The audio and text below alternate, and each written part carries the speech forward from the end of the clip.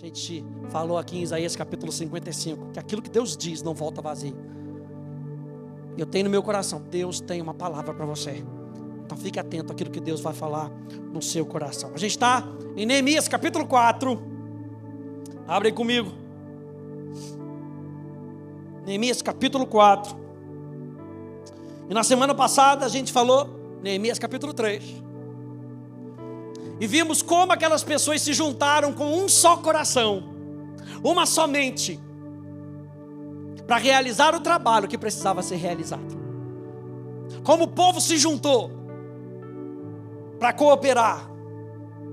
Como pessoas diferentes se juntaram para um só propósito. Vou falar de novo. Pessoas diferentes se juntaram para um só propósito.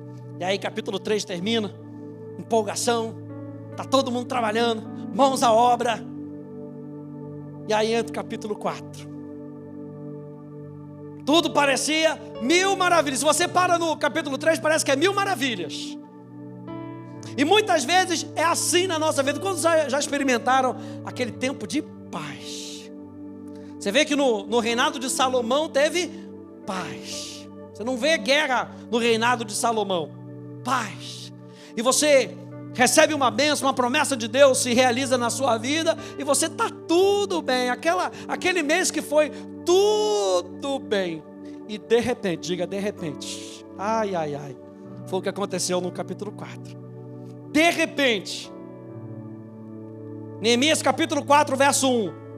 Quando Sanbalate ouviu que nós estávamos reconstruindo a muralha, ficou irado e indignado. Palavras fortes, para dizer que muitas vezes, ou a maioria das vezes, eu já falei isso aqui para você, você tem que ficar feliz, que a sua fotinho lá no inferno está de procurado, e não de nosso amigo. Aleluia. Procurado. O inferno é contra a obra de Deus, e nós já falamos isso. O inferno é nosso inimigo, o Satanás é nosso adversário. Ele se levanta e Sanbalate aqui nessa figura de Satanás, e a gente já viu sobre isso.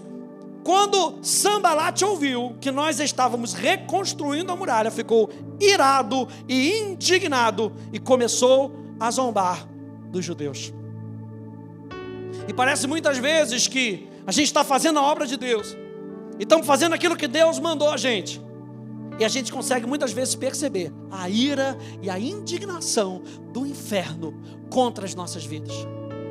Você lembra que Jesus, ele é batizado, vamos trazer agora para Jesus, Lucas capítulo 4, Jesus é batizado, ele ouve a voz do Espírito Santo, que coisa maravilhosa, ele ouve a voz do Espírito Santo, a voz do perdão, a voz do Pai, dizendo para ele, esse é o meu filho amado, em quem eu me comprazo, em quem eu tenho prazer. Imagina o coração de Jesus ouvindo a voz do Pai dizendo, eu te amo.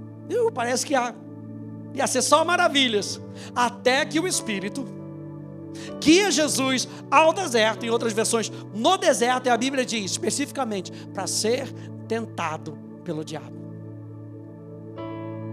Ou seja, o diabo não dá mole para a gente não, pastor. Pensei que a mensagem hoje ia ser mais alegre. Vai ser. Mas eu só quero dizer para você, o diabo não vai dar mole. O inferno não vai dar mole. E a Bíblia diz aqui em Lucas capítulo 4, que depois de concluir todas as tentações, o diabo afastou-se de Jesus. Mas você acha que ele se afastou por se afastar? A Bíblia diz, até momento oportuno. Ele só dá uma deixinha, ele só dá uma colher de chá, até momento oportuno. O inimigo, gente, quando ele vem muitas vezes com desencorajamento, através de críticas, para desestabilizar. Lembra que a gente viu semana passada, na semana anterior, falando que o que o inimigo quer é paralisar a obra de Deus na nossa vida. E aí, continuando a ler Neemias capítulo 4, verso 2 e verso 3. Então, na presença dos seus irmãos, isso Sanbalate, e do exército de Samaria, ele disse, o que é esses judeus, o que esses judeus fracos estão fazendo? Meu Deus, olha a zombaria. Lembra que ele estava indignado, ele estava irado. O que esses judeus fracos estão fazendo? Vocês vão permitir que eles continuem O que ele está falando aqui? Vocês não têm força nem capacidade para fazer o que estão fazendo. Quantos aí já ouviram isso do inferno? Você está fazendo algo, o inferno diz para você: ah, você não tem capacidade para isso não. Você não tem força para isso não. Ele continua dizendo assim: será que vocês vão oferecer sacrifícios? É como se o inimigo estivesse falando: vocês acham que Deus vai vir aqui e vai miraculosamente reerguer essas muralhas? Tipo, ele estava colocando em xeque o poder de Deus de fazer milagres. Ele pergunta: pensam que podem acabar a obra num só dia? Será que as pedras que foram queimadas poderão renascer daqueles montões de pó? O que eles estão dizendo aqui? Ah, o trabalho é difícil demais, desiste logo. Verso 3. Tobias, o amonita, estava com Sambalate e disse: mesmo que reconstruam, se vier uma raposa, derrubará aquela muralha de pedras. Meu Deus. O que ele diz? O que vocês estão construindo não vai durar nada. Quantos aí já ouviram do inferno? Você está botando tempo, você está fazendo atos, você está investindo tempo em oração, e aí o inimigo vem só no seu cangote para dizer: isso que você está fazendo não vai durar nada. Para que investir tempo nisso? Tudo que o inimigo quer é desencorajar a gente. E desencorajamento, gente, é uma arma poderosa do inimigo, porque ataca direto o nosso relacionamento com Deus e paralisa a nossa fé. Geralmente quem tem um espírito crítico, visando desanimar os outros, não consegue perceber o que Deus está fazendo. Vou dizer de novo: geralmente quem tem um espírito crítico, que tenta desanimar os outros, não consegue perceber o que Deus está fazendo na vida de outras pessoas. A gente ensina isso na escola bíblica no 2º ano, uma aula sobre maturidade, sobre liderança. E eu quero trazer aqui um pouquinho, rapidinho, um adendo, um pouquinho sobre críticas construtivas, o que são críticas construtivas e críticas destrutivas. Olha, as críticas construtivas possuem a finalidade de reduzir ou eliminar o comportamento errado e impulsionar uma nova postura. Presta atenção: quem tem espírito de crítica construtiva traz solução. Vamos direto ao ponto. A pessoa vem com uma crítica para você saber se é construtiva ou se é destrutiva. Veja se a pessoa apresenta a solução. Se ela só apresenta o problema, é destrutiva. Porque a crítica construtiva, a finalidade dela é reduzir ou eliminar o comportamento errado e impulsionar uma nova postura. Quantos aí sabem que muitas vezes a gente está num caminho errado e alguém tem que chegar para a gente apontar que a gente está no caminho errado? E não só apontar o caminho errado, apontar o caminho certo. Veja, que elimine os efeitos nocivos da anterior e gere algo novo de bom para todos. Essas críticas acontecem sempre de maneira respeitosa, fazendo uso da comunicação assertiva e com a intenção final de fortalecer e fomentar o crescimento pessoal da outra pessoa. Quando tem uma crítica construtiva, é para o bem da outra pessoa. Mas geralmente quem faz uma crítica destrutiva termina dizendo assim: é para o seu bem que eu estou apontando o seu problema. Não é? Sempre é para o seu bem que eu estou falando isso. Mas as críticas destrutivas são correções que destroem internamente a pessoa a qual são dirigidas. Esse tipo de crítica acontece de maneira impulsiva, sem filtros. Quem aí não olha para trás não, nem para o lado? Quem conhece gente que fala assim: falei, eu só falo a verdade. Falei o que tinha que falar. Às vezes fala sem filtro, de forma desrespeitosa, e ainda que em muitas situações pode ser feita sem a consciência do dano provocado. Às vezes também pode ser realizada com uma clara intenção de ofender. Então a crítica construtiva fortalece e motiva, diferente da crítica destrutiva, que debilita e desmotiva a pessoa. Uma crítica construtiva melhora o entorno. A crítica destrutiva, pelo contrário, fortalece os efeitos nocivos, os piora ou cria outros problemas. A crítica construtiva se baseia em um olhar otimista dos problemas e da vida, ou seja, traz solução. A crítica destrutiva se baseia em um olhar negativo, rígido e deprimente da vida. A crítica construtiva são realizadas por pessoas com alto grau de crescimento e desenvolvimento pessoal, ou seja, maturidade, saber falar com a outra pessoa. A crítica destrutiva surge de pessoas com imaturidade pessoal, que não conseguem controlar a sua língua. E aí que o apóstolo Tiago diz que começa todo o problema. Um pequeno órgão coloca em fogo o corpo todo. A crítica construtiva impulsiona. A crítica destrutiva paralisa. A crítica construtiva é prática e eficaz. A crítica destrutiva não costuma ser útil na maior parte dos casos. A crítica construtiva alegra e une as pessoas. A crítica destrutiva enfrenta e separa. Por fim, a crítica construtiva constrói vida. A crítica destrutiva destrói a vida criada.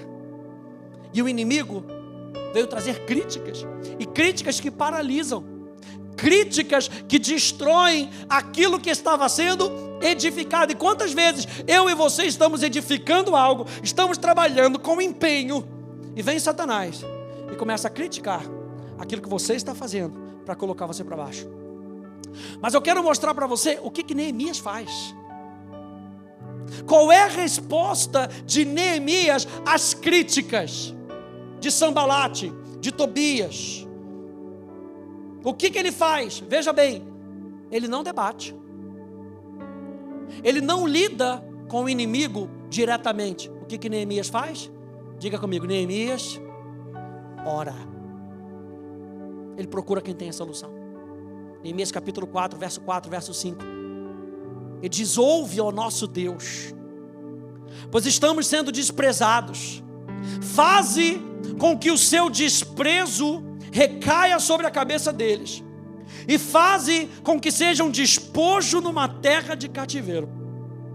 Não encubras a sua iniquidade, e que o pecado deles não seja apagado de diante de ti, pois te provocaram a ira na presença dos construtores. Veja, Neemias não está nem falando provocaram a gente. Ele está falando te provocaram na presença dos construtores. Ele joga a bola para Deus, gente. O que adianta muitas vezes a gente ficar batendo boca? O que adianta a gente ficar apresentando problema para Satanás? A gente tem que apresentar a solução, e a solução está em Cristo. Então eu preciso ir a Cristo para ter a solução para a minha vida, para que eu possa vencer os desafios dessa vida. O que Neemias faz? Neemias ora. Mais uma vez, o poder da oração na nossa jornada. Não menospreze o poder da oração na sua vida. Não menospreze.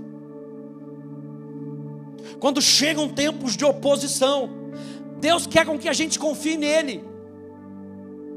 E a forma mais pura de expressar a nossa confiança em Deus é através da oração. Vou falar mais uma vez.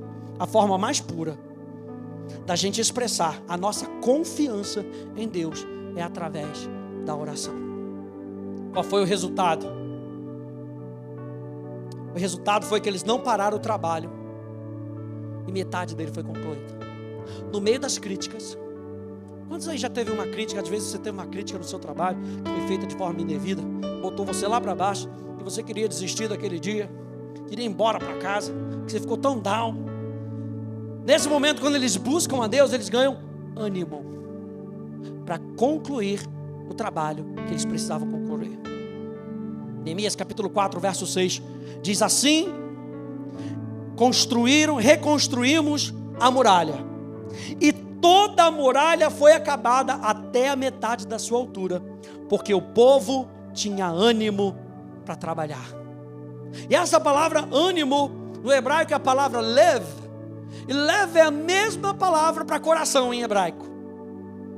Lev significa coração, mente, entendimento, uma inclinação. Lev fala de um caráter moral, tem a ver com o que está dentro de nós. O povo se animou, não foi do lado de dentro, não. A Bíblia fala, e ele usa uma palavra específica para dizer: o povo se animou de dentro para fora. Quantas vezes eu e você estamos diante de críticas, diante de problemas, e tudo que nós podemos fazer é orar. E quando você ora, a resposta vem de dentro para fora. Quando você ora, a solução vem de dentro para fora. Lev fala do homem interior. Lev fala das nossas emoções, das nossas paixões. Lev fala que o povo tinha coragem para trabalhar.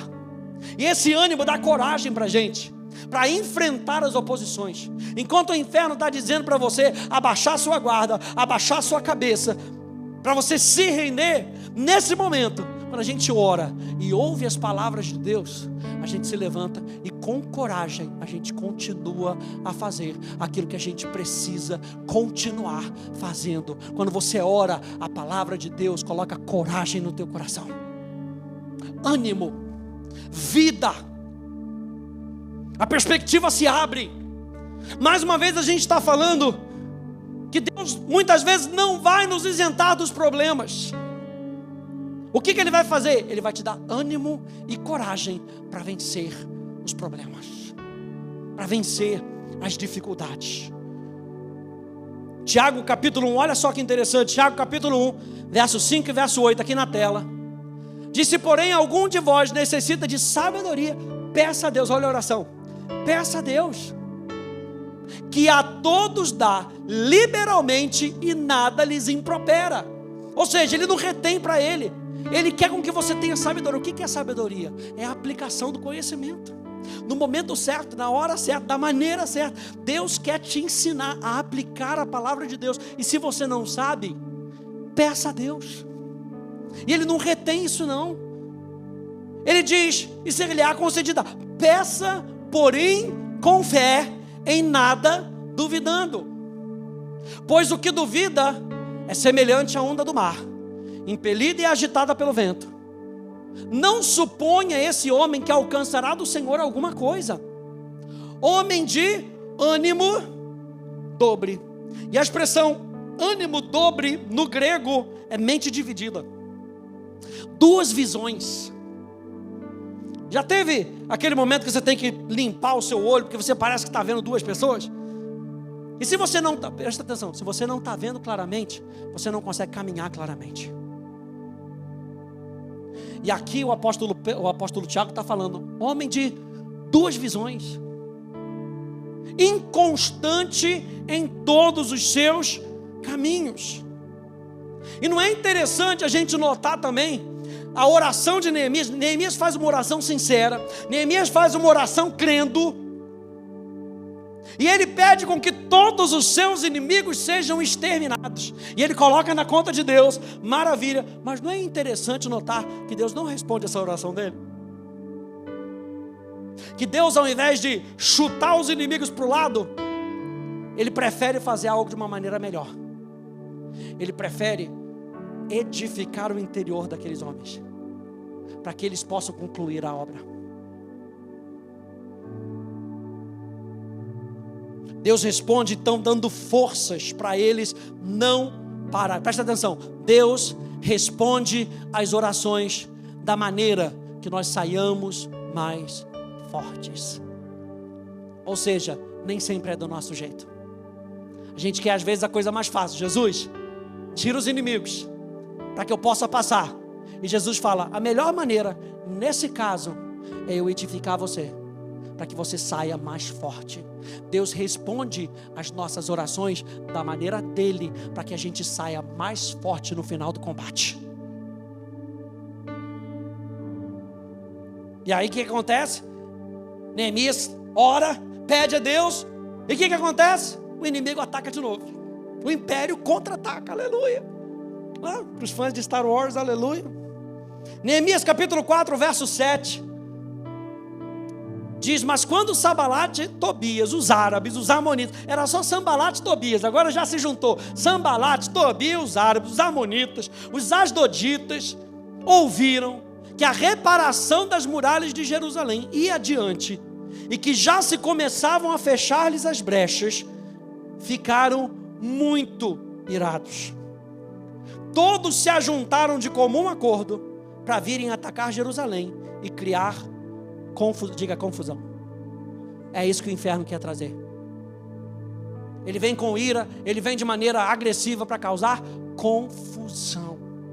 E essa é uma estratégia importante de Satanás. Criar confusão entre o povo de Deus. Pessoas confusas nunca avançarão e cumprirão a obra de Deus. Eles geralmente ficam confusos porque se distraem com os truques dos seus inimigos. Sabe aquele truque de magia? E você sabe que o truque é a ilusão. O que ele faz? Ele tira a sua atenção de um lugar para que ele possa te enganar no outro lugar. Por isso que a palavra de Deus fala para a gente estar atento à astúcia do inferno, para que a gente não seja pego nas armadilhas. E muitas vezes o que o inferno faz tentando fazer confusão, é tirar a nossa atenção de olhar para Jesus, para que a gente olhe para aquilo que ele está tentando fazer. E aí a gente tira a nossa atenção e a gente é confundido.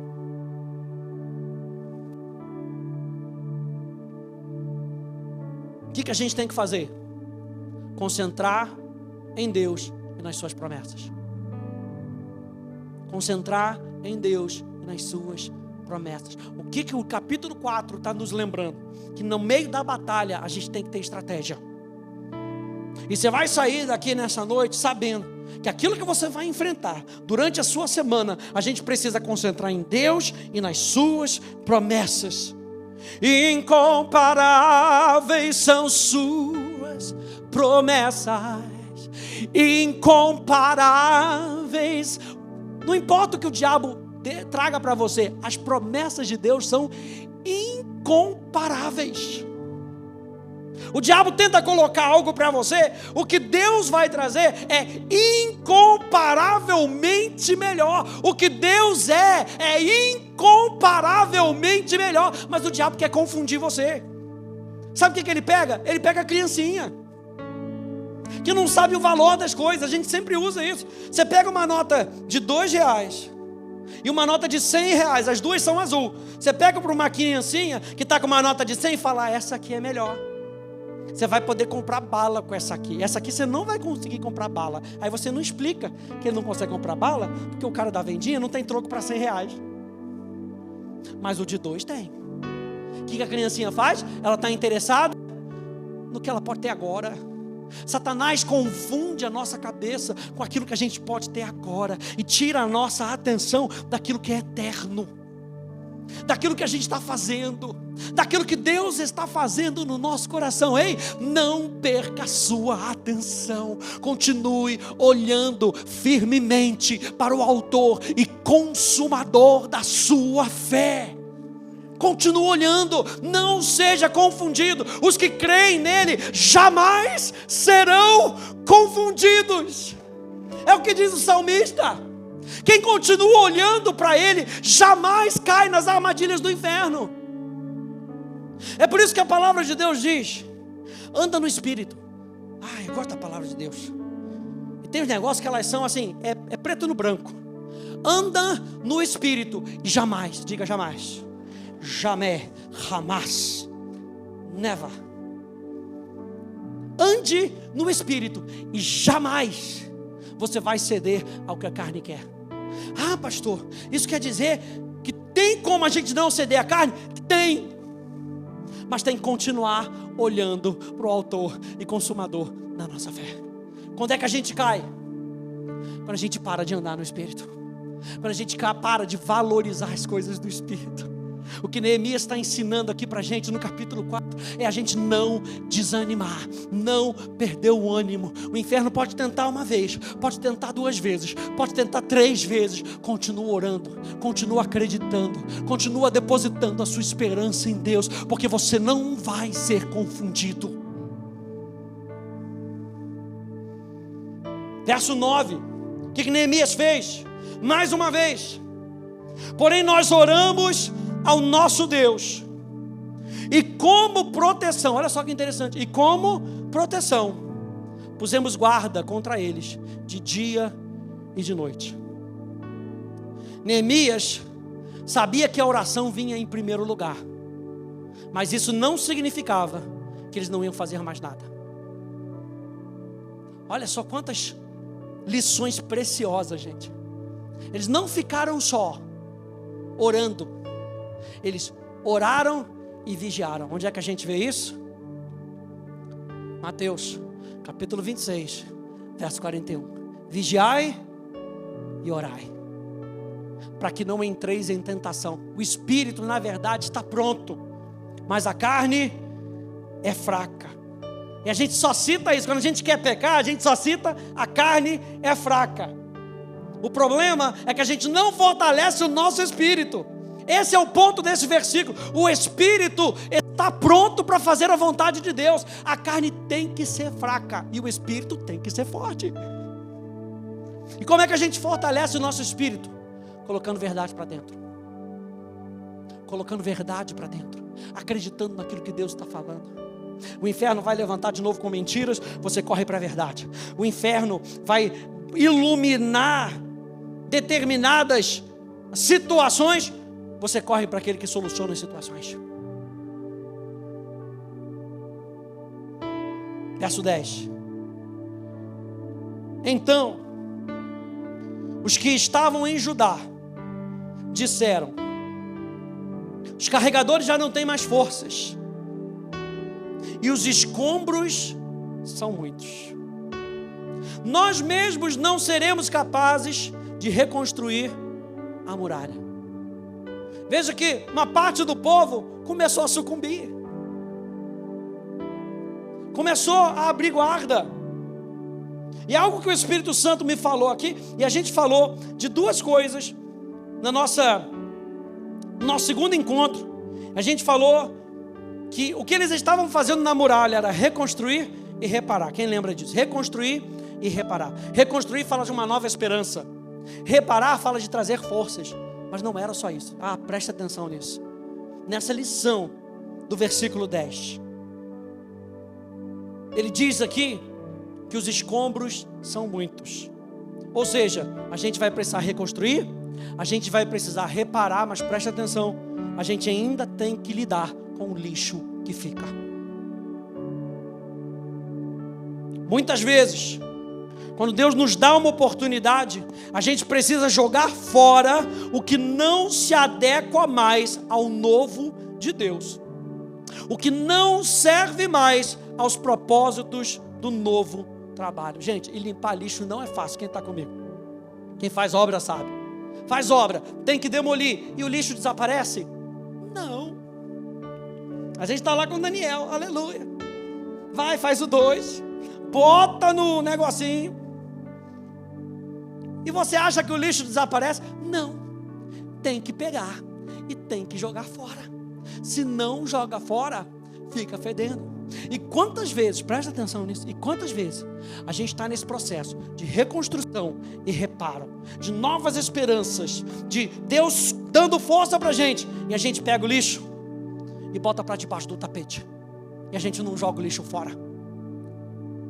No processo de pegar as oportunidades que Deus tem para nós, eu e você vamos precisar lidar com o lixo da nossa antiga mentalidade, da nossa velha vida, e dizer: isso aqui não serve mais para a construção que Deus está usando nesse momento.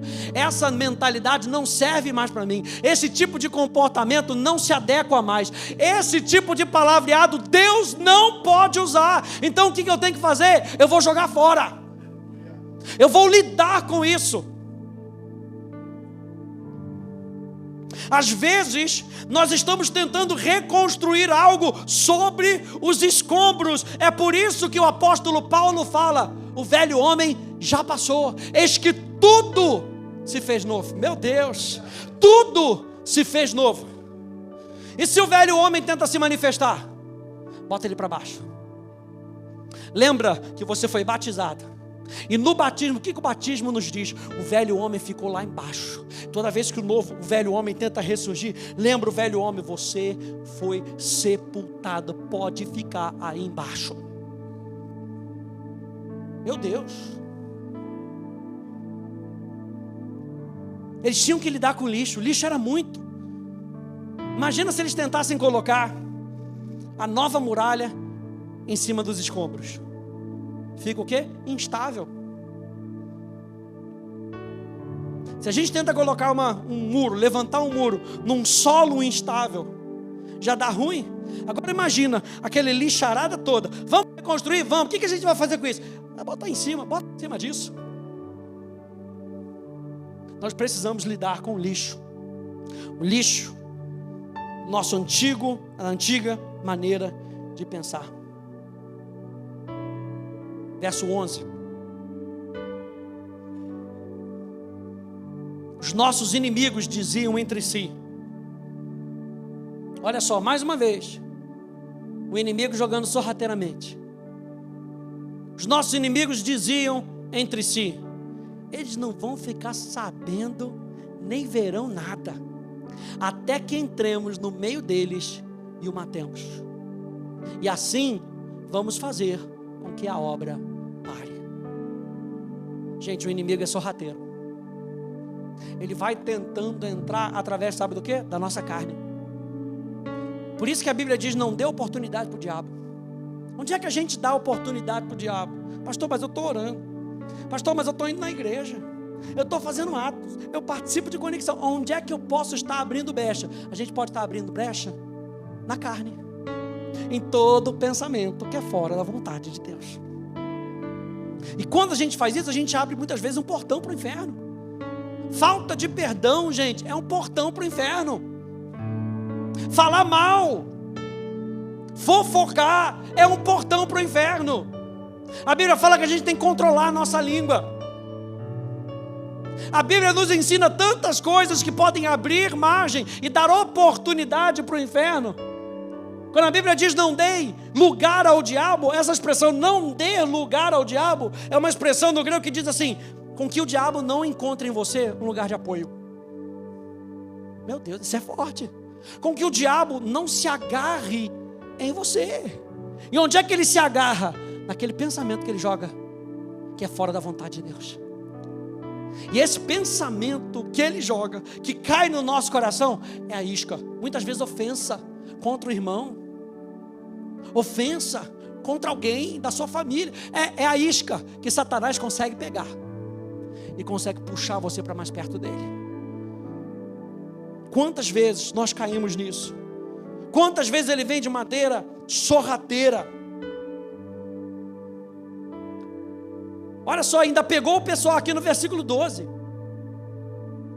Os judeus que habitavam na vizinhança deles nos disseram 10 vezes. Os judeus que habitavam na vizinhança deles. Ou seja, não era parte daquela cidade, estava só na vizinhança. Estavam ouvindo aquilo que os inimigos estavam falando. E a Bíblia diz que essas pessoas que deram ouvido ao que o inimigo disse, disseram para eles 10 vezes. O que eles disseram? De todos os lugares onde moram, eles nos atacarão. Meu Deus. Você lembra dos 10 espias? 12 foram espiar a terra. E Deus tinha falado: a terra é de vocês. 10 só viram problema. E a Bíblia diz que Josué e Caleb, relatando, falaram: e os meus irmãos tocaram medo no povo. Por quê? Porque não estavam preparados para ouvir a coisa certa. Ouviram a voz do inferno, ouviram as armadilhas de Satanás. Eu anotei aqui fala dos desesperados, verso 12. Os desesperados. Agora, acabou tudo. Crise mundial.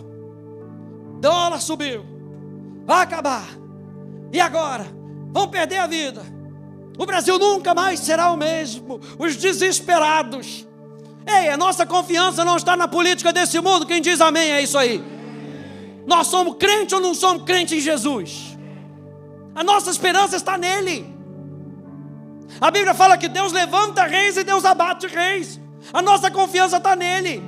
Os despreparados sempre vão minar a força da crença em Deus.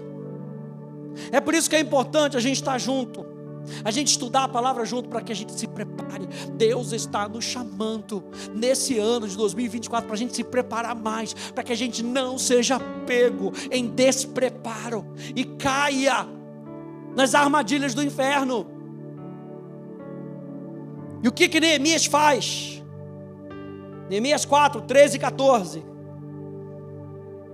Então eu pus o povo por famílias, por lugares baixos e abertos, por detrás da muralha, com as suas espadas, as suas lanças e os seus arcos. Depois de fazer uma inspeção, levantei-me e disse aos nobres, aos magistrados e ao resto do povo. Número 1, o que Neemias faz? Ele lembra o povo do caráter de Deus. A continuação diz assim, verso 14: não tenham medo deles. Você pode virar para a pessoa que está do teu lado e falar assim: não tenha medo, não tenha medo, não tenha medo, não tenham medo deles. Olha só, lembrem-se do Senhor grande e temível. Neemias coloca Deus lá em cima. Não tenha medo deles. Quem são esses? Eu me lembro de Davi indo contra Golias, e todo mundo chamando Golias de gigante. Se você for ler lá, não tem nenhum relato de Golias ser chamado de gigante por Davi. Davi não classifica o problema pelo seu tamanho. Davi continua olhando para Deus: quem é esse incircunciso? Eu vou contra ti, no nome do Senhor dos exércitos, e hoje mesmo a tua cabeça estará nas minhas mãos. Meu Deus, aí tem que ter coragem. Olha só Deuteronômio capítulo 11, na Nova Bíblia Viva. Pastor Ed tem lido esses textos.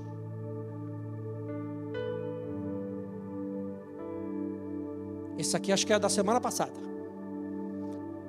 Deve ter entrado aí o...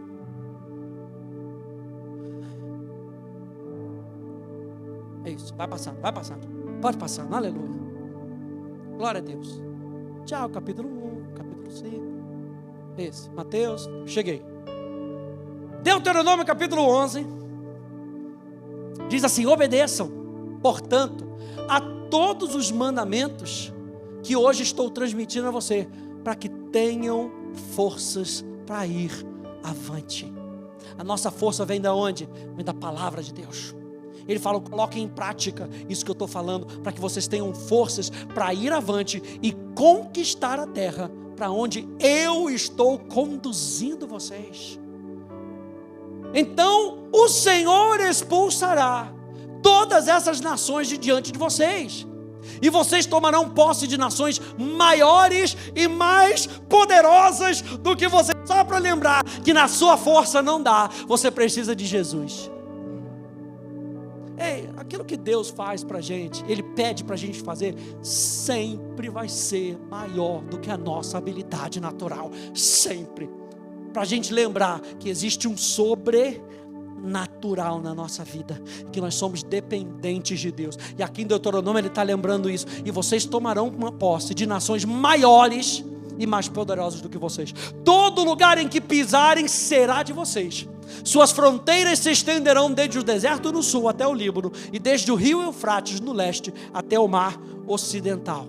Ninguém poderá oferecer resistência a vocês, porque o Senhor, o seu Deus, meu Deus, fará com que todos os povos daquela terra fiquem apavorados e com medo de vocês, como Ele lhes prometeu. O que Neemias faz? Número 1, Neemias lembra para o povo e para os líderes quem é o seu Deus. Número 2, Neemias lembra por que eles estavam construindo as muralhas. Por que eles estavam construindo a muralha? Por causa do povo. Continuação do verso 14: e lutem pelos seus irmãos, lutem pelos seus filhos. Quem está comigo nessa noite? Lutem pelas suas filhas. Não entregue a sua família na mão do Satanás. Não baixe a sua guarda. Lute pela sua casa, lute pelas suas mulheres, lute pela casa de vocês. Gente, é por causa da sua família que você continua servindo a Deus. Quem diz amém? É por causa das próximas gerações que você não desiste, que você não desmorece. É por causa dos outros que você continua. Neemias lembra quem é o nosso Deus. Número 2, o propósito do porquê eles estavam fazendo isso: por causa de outras pessoas. Número 3, Neemias então percebe que o jogo muda. Então a estratégia precisa mudar. Neemias continua ligado. E aqui está um ponto muito importante, para a gente já ir terminando. Às vezes a gente acha que Deus começou de uma maneira, e a gente pode ficar desligado daquilo que Deus está fazendo. Durante a batalha, a estratégia pode mudar. Então não se desconecte. Neemias entendeu isso. Eles estão construindo, eles estão levantando, e o inferno está jogando bola, o inferno está mandando bala, e ele está orando. De repente ele vê que a estratégia muda. Não vamos só orar, não. Vamos orar e vamos levantar a espada, e vamos defender. Neemias entende que nesse momento, mesmo orando, algo precisa ser feito da parte deles. Eu gosto dessa citação do Spurgeon, que ele diz: ore como se tudo dependesse de Deus, depois pregue como se tudo dependesse de você. O que Spurgeon está falando? Comece dependendo de Deus, mas se prepare para abençoar outras pessoas. Sempre dependa de Deus, mas se prepare, porque outras pessoas vão entrar em contato com você, e aquilo que Deus está fazendo através de você vai abençoar outras pessoas. Neemias capítulo 4, verso 15 até o verso 23, leia comigo. Quando os nossos inimigos ouviram que nós já sabíamos disso, já sabíamos do quê? Quem era o nosso Deus, o propósito do porquê nós continuamos a lutar, e que Deus tinha frustrado o plano deles, voltamos todos nós para a muralha, cada um a sua obra. Daquele dia em diante, olha só como é que a estratégia muda. Metade dos meus homens trabalhava na obra, e a outra metade empunhava lanças, escudos, arcos e couraças. E os chefes estavam por trás de toda a casa de Judá, que reconstruía a muralha. Os carregadores, que por si mesmo tomavam as cargas, cada um com uma das mãos fazia a obra, e com a outra segurava a arma. Os construtores, cada um trazia sua espada na cintura, enquanto construíam. O que tocava a trombeta estava ao meu lado. Eu disse aos nobres, aos magistrados e ao resto do povo: grande e extensa é a obra. Ah, gente, pega isso. Grande e extensa é a obra. O que Deus nos chamou para fazer é grande e extenso. E nós estamos espalhados na muralha, longe uns dos outros. No lugar em que ouvirem o som da trombeta, ali reúnam-se em volta de nós. O nosso Deus lutará por nós. Assim, trabalhávamos na obra, e metade empunhava as lanças desde o raiar do dia até o anoitecer. Também nesse mesmo tempo eu disse ao povo: cada um de vocês fique em Jerusalém com o seu servo, para que de noite nos sirvam de guarda e de dia trabalhem. E o verso 23 termina dizendo: nem eu, nem os meus irmãos, nem os meus servos, nem os homens da guarda que me seguiam, tirávamos as nossas roupas, nem mesmo para dormir. Cada um se deitava com as armas à sua direita. Sabe o que eles estavam fazendo? Estamos preparados. Nós estamos preparados para aquilo que pode vir. Eu digo para você, para a gente terminando, fique atento às mudanças de direções e estratégias que Deus vai trazer para a sua vida. Durante as oportunidades, fique atento. Algumas vezes Ele promete resolver o problema rápido. Em outras, Ele promete resolver você. Vou falar de novo, porque essa dói. Algumas vezes Deus fala assim: vou tirar isso aqui vai ser rápido diante de você. Outras vezes Ele fala assim: vou resolver você. E quando eu resolvo você se torna a solução no meio desse caos. Olha só alguns exemplos dessas mudanças. Isaías 41, verso 10 até o verso 13, na Nova Bíblia Viva diz: você não precisa ter medo, porque eu sou o seu Deus. Eu lhe darei forças, eu vou ajudar e manter você em pé, firme, com a minha vitoriosa mão direita. Todos os seus inimigos que estavam furiosos com você vão ficar confusos e desorientados. Quem lutar contra você vai desaparecer, vai ser riscado do mapa. Você poderá procurar seus inimigos, mas não vai encontrá-los, porque todos eles vão desaparecer, vão ser reduzidos a nada. Pois eu, Senhor, o seu Deus, estou segurando fortemente a sua mão direita e prometo: não tenha medo, porque eu vou ajudar você. Tem vezes que Deus fala assim: seus inimigos vão desaparecer. E outras vezes Deus fala, Deuteronômio: quando vocês forem à guerra contra os seus inimigos e virem cavalos e carros e um exército maior do que o seu, não tenham medo. Você vê que a promessa é sempre a mesma, a estratégia muda, mas a promessa é sempre a mesma. Não tenha medo, pois o Senhor, o seu Deus, que os tirou do Egito, estará com vocês. Quando chegar a hora da batalha, o sacerdote virá à frente e dirá ao exército: ouça, ó Israel, hoje vocês vão lutar contra os inimigos. Na primeira a gente viu Deus falando assim: eles vão ser todos tirados de você. Na segunda a gente está vendo: quando vocês forem para a guerra, hoje vocês vão lutar contra o inimigo. Não se desanimem, nem tenham medo. Mais uma vez, a estratégia muda, a promessa continua a mesma. Não fiquem apavorados nem aterrorizados por causa deles, pois o Senhor, o seu Deus, os acompanhará e lutará por vocês contra os inimigos para lhes dar vitória. Eu sempre gosto de lembrar 2 Crônicas, capítulo 20. Então o Espírito do Senhor veio sobre Jaaziel, filho de Zacarias, neto de Benaia, bisneto de Jeiel, trisneto de Matanias, levita e descendente de Asaf, no meio da assembleia. O que aconteceu? Deus se manifestou. Você vê que em Isaías Deus falou. Em Deuteronômio, que a gente acabou de ler, Deus fala. Aqui em 2 Crônicas, Deus se manifesta no meio da batalha. Não importa o que você esteja experimentando, espere ouvir a direção de Deus, porque Deus tem estratégias diferentes para momentos diferentes da nossa vida. Ele diz: escutem todos os que vivem em Judá e em Jerusalém, e o rei Josafá, assim lhes diz o Senhor: não tem, mais uma vez a promessa é a mesma, aleluia. Não importa o que você esteja enfrentando, se você está com Deus, Ele vai continuamente dizer para você: não tenha medo. A estratégia pode mudar, e muitas vezes quando a estratégia muda, parece que a gente perde o controle. Mas eu estava tão acostumado com aquela estratégia. Qual era a estratégia que você estava acostumado? Ligar para o pastor e falar: pastor, resolve para mim. Eu estava tão acostumado com isso. Deus fala assim: não vai ser agora aqui. Eu vou mudar de tal maneira para que você seja habilitado a fazer algo diferente com o meu poder, para que você saia da sua zona de conforto e você veja com os seus próprios olhos que não importa o tamanho do inimigo, não importa a quantidade de problemas, o seu Deus continua sendo o mesmo. Não tenha medo.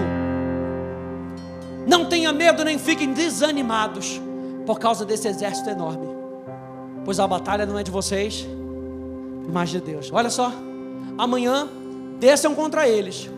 Eles virão pela subida de Ziz, e vocês os encontrarão no fim do vale, em frente do deserto de Jeruel. Vocês não precisarão lutar nessa batalha. Você vê que em Deuteronômio, o que a gente viu? Desça e vá guerrear contra eles. Aqui em 2 Crônicas, Deus diz: nessa você não vai precisar lutar. Esteja atento às estratégias de Deus. Tomem suas posições, permaneçam firmes e vejam o livramento que o Senhor lhes dará ao Judá, ó Jerusalém. Não tenham medo, nem se desanimem. Saiam para enfrentá-los amanhã, e o Senhor estará com vocês. Fique de pé comigo, abra em 2 Coríntios, por favor. Quero terminar só com esse exemplo de Paulo. 2 Coríntios capítulo 12.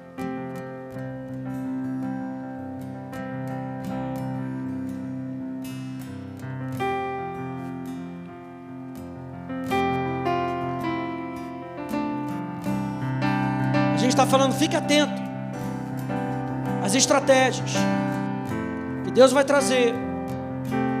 2 Coríntios capítulo 12, verso 8 até o verso 10.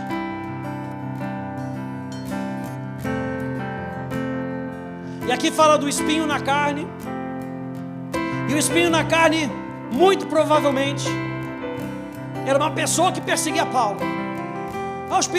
O espinho na carne não era uma doença? Não. O espinho na carne era uma pessoa que perseguia Paulo. Você imagina, você está querendo fazer a obra de Deus, e Deus está continuamente, como Sanbalate, como Tobias, como os árabes, como os amonitas, correndo atrás de você para dizer, você não vai conseguir, desiste dessa. Não, você não pode fazer isso. Continuamente, o que Paulo pede? Verso 8: 3 vezes roguei ao Senhor que o tirasse de mim.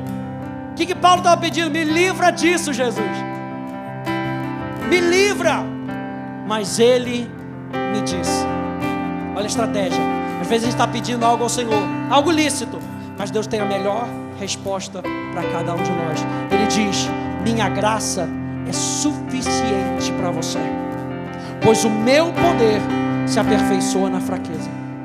Portanto, eu me gloriarei ainda mais alegremente em minhas fraquezas. E as fraquezas que Paulo está querendo trazer aqui não eram os seus pecados.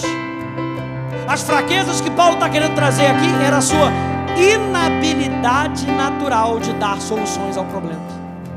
O que Paulo está dizendo? Eu me rendo e eu não consigo dar solução a esse problema. Para quê?